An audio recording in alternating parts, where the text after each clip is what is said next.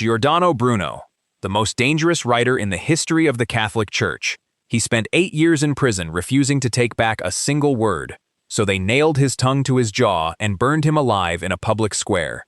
Bruno taught that the universe was infinite and the stars were distant suns. The Church called it heresy. They arrested him in 1592 and spent 8 years trying to break him. He refused every single time. On February 17, 1600, they led him into Rome's Campo dei Fiori, pinned his tongue with an iron spike and burned him alive in front of a crowd. Boethius, the most read philosopher in the entire medieval world. Every king, every scholar, every monk studied his books for 1,000 years. Then his own emperor had him thrown in a cell and squeezed a cord around his head until his eyes burst out. Boethius served under King Theodoric in Rome and wrote books that shaped medieval thinking for centuries. Then, in 523 AD, Theodoric accused him of treason on fabricated charges. He was thrown into prison with no right to defend himself. In 524 AD, they tightened a cord around his head until his eyes burst from their sockets, then finished him with a club. Georgy Markov, the author who escaped a dictatorship, moved to London and went on live radio every week to expose his own government. One afternoon, a stranger bumped into him on a bridge and jabbed him with an umbrella. 4 days later, every organ in his body had shut down. Markov was Bulgaria's most celebrated novelist. After defecting, he joined the BBC World Service and exposed his government every week on air. On September 7, 1978, a man on Waterloo Bridge jabbed a modified umbrella into his leg, firing a ricin pellet inside his body. He died 4 days later on September 11th. No one was ever convicted. Christopher Marlowe, the playwright who was better than Shakespeare. At least, that is what half of history has argued ever since. Christopher Marlowe was 29 years old when someone drove a blade through his eye in a tavern. Most historians believe it was never a fight at all. Marlowe had already written Dr. Faustus and Tamburlaine by age 29, and was working as a government spy for Queen Elizabeth I. On May 30, 1593, he spent the afternoon in a private room in Deptford with 3 men, all documented intelligence agents. That evening, a blade went through his eye. The killer was pardoned within 4 weeks. Alexander Pushkin, the poet who gave Russia its entire literary identity, the man whose words defined a nation, shot in the stomach defending his wife's honor in a duel, and spent the next 46 hours dying in agony on a bed with no painkillers strong enough to help him. Pushkin is to Russia what Shakespeare is to England. In January 1837, rumors spread at the imperial court that his wife was having an affair. On January 27th, Pushkin challenged the man to a duel outside St. Petersburg. The bullet shattered his pelvis and tore through his abdomen. He lay conscious and in full agony for 46 hours. He died on January 29, 1837. He was 37 years old. Osip Mandelstam, the poet who wrote one single poem that made Stalin angry. Just one poem, 16 lines. Stalin had him arrested, exiled, arrested again. Osip Mandelstam was born in 1891 and became one of the most celebrated poets in Russia. In 1933, he wrote 16 lines mocking Stalin directly, describing his thick fingers, his murderous decisions, and the way frightened men laughed at his jokes. Someone in the room reported him. Stalin's secret police arrived at his door in May 1934. Rather than simply executing him, Stalin chose something slower and crueler. Mandelstam was exiled, watched, forbidden to publish, then arrested again in 1937 and sentenced to 5 years hard labor. He was sent to a transit camp near Vladivostok in the far east of the Soviet Union. The conditions were devastating. Prisoners were starving. The temperature dropped well below freezing. Eyewitness accounts describe Mandelstam in his final weeks as barely recognizable, skeletal, confused, and mentally broken. He died on December 27, 1938, aged 47, in a mass grave alongside other prisoners.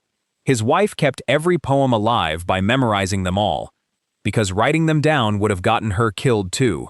Federico Garcia Lorca, the greatest poet Spain ever produced. Soldiers came for him one night in August 1936, drove him to a field outside Granada at dawn, and shot him. Federico Garcia Lorca was born in Granada in 1898 and became the most famous living writer in the Spanish language. His plays and poems were celebrated across Europe and Latin America. He was openly gay in a deeply conservative country. and made no attempt to hide his politics or his contempt for fascism. When Franco's coup began in July 1936, friends urged Lorca to leave Granada immediately. He stayed. On the night of August 16th, nationalist militia came to the house where he was sheltering and arrested him. According to The Guardian and Wikipedia, on August 19, 1936, he was driven to a site near the village of Vesnar, 9 kilometers outside Granada, and shot in the early hours of the morning alongside a schoolteacher and 2 bullfighters. He was 38 years old. His body was buried in an unmarked mass grave. Franco's government banned his complete works inside Spain and denied all knowledge of his execution for decades. In 2015, the Spanish government officially confirmed his killing was ordered directly by right-wing military authorities. His remains have never been found. Thomas More, the author of Utopia, one of the most famous books ever written.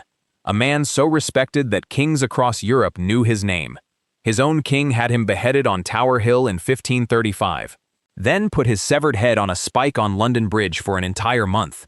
Thomas More was born in London in 1478 and rose to become Lord Chancellor of England, the highest legal office in the country. He was a close personal friend of Henry V and one of the most respected scholars in Europe. When Henry VI demanded every senior official sign an oath accepting his supremacy over the Church of England, More refused. He said nothing publicly. He simply refused and stayed silent. Henry imprisoned him in the Tower of London for over a year, hoping he would change his mind. He never did. On July 6, 1535, More was beheaded on Tower Hill. According to the Smithsonian Magazine and Historic Royal Palace's records, his head was then parboiled, tarred to preserve it, and placed on a spike on London Bridge, the main entrance to the city, where it remained on public display for 1 full month. His daughter Margaret eventually bribed a bridgekeeper to bring it down before it was thrown into the Thames. She kept it for the rest of her life. The Catholic Church made him a saint exactly 400 years later. Anne Askew, the youngest and most defiant writer the English Reformation ever produced. She was 25 years old when they took her to the Tower of London and stretched her body on the rack until her joints tore apart. She still refused to speak, so they carried her to the fire in a chair and burned her alive. Anne Askew was born around 1521 in Lincolnshire, and from a young age read the Bible obsessively and wrote and spoke publicly about her Protestant beliefs. She was arrested multiple times and released multiple times because she was too sharp and composed for them to break her in questioning. In 1546, she was convicted of heresy and sent to the Tower of London. What followed is one of the most documented acts of torture in Tudor history. She was stretched on the rack until her shoulders, hips, and knees dislocated. According to Wikipedia and the BBC, when the lieutenant of the tower stopped because he felt it had gone too far, the Lord Chancellor Sir Richard Rich personally took over and continued racking her himself. She still refused to give a single name. Her joints were so destroyed she could no longer walk or stand. On July 16, 1546, she was carried to Smithfield in a chair and burned alive tied to the stake in a sitting position. She was 25 years old and is the only woman in recorded history known to have been both tortured on the rack in the Tower of London and burned at the stake. John Huss, the Czech writer and theologian who spent his entire life telling the church it had become corrupt. They invited him to a council meeting and guaranteed his safety in writing. The moment he walked through the door, they arrested him, charged him with heresy, and burned him alive. Then they threw his ashes in a river, so nothing could ever be buried. John Huss was born in Bohemia around 1372 and became one of the most influential religious writers in medieval Europe. As a professor at the University of Prague, he wrote extensively about church corruption, the selling of positions, the abuse of power, the gap between what the church preached and how it actually lived. His ideas spread rapidly. The church called him dangerous. In 1414, the Holy Roman Emperor personally guaranteed Huss safe passage to attend the Council of Constance to defend his ideas. Huss accepted and traveled there in good faith. The moment he arrived, he was arrested. His guarantee was declared void. He was imprisoned for months and given no real chance to defend himself. On July 6, 1415, he was chained to a stake and burned alive. He reportedly sang hymns as the fire was lit. After his death, his captors burned the ground beneath the stake as well, then collected every ash and fragment and threw it all into the Rhine River so that nothing could ever be gathered, preserved, or buried. He had walked into that building with a written guarantee from an emperor. It meant absolutely nothing. Peretz Markish, one of the greatest Yiddish poets who ever lived, a man whose work was celebrated across the world. On the night of August 12, 1952, Stalin's secret police dragged him and 12 other Jewish writers into the basement of Lubyanka prison in Moscow and shot every single one of them. History calls it the Night of the Murdered Poets. Peretz Markish was born in Ukraine in 1895 and became one of the most important voices in Yiddish literature, a language spoken by millions of Jewish people across Eastern Europe. His poetry was bold, powerful, and rooted in the Jewish experience of survival and suffering. After World War II, he was internationally celebrated inside the Soviet Union. Then Stalin turned against Soviet Jewish culture entirely. The Jewish Anti-Fascist Committee, a group of Jewish writers and intellectuals who had helped rally international support for the Soviet Union during the war, was suddenly declared a threat. Markish was arrested in January 1949 and held for 3 years, interrogated and tortured. According to Wikipedia and the Yiddish Book Center, on August 12, 1952, he and 12 other Jewish writers were brought to the basement of Lubyanka prison and executed by shooting after a secret trial that lasted less than a single day on completely fabricated charges. Their families were not told. Their deaths were not announced. The Soviet government kept the executions secret for years. 5 of the 13 men shot that night were among the greatest Yiddish writers alive anywhere in the world. Every single one of them was gone before the sun came up.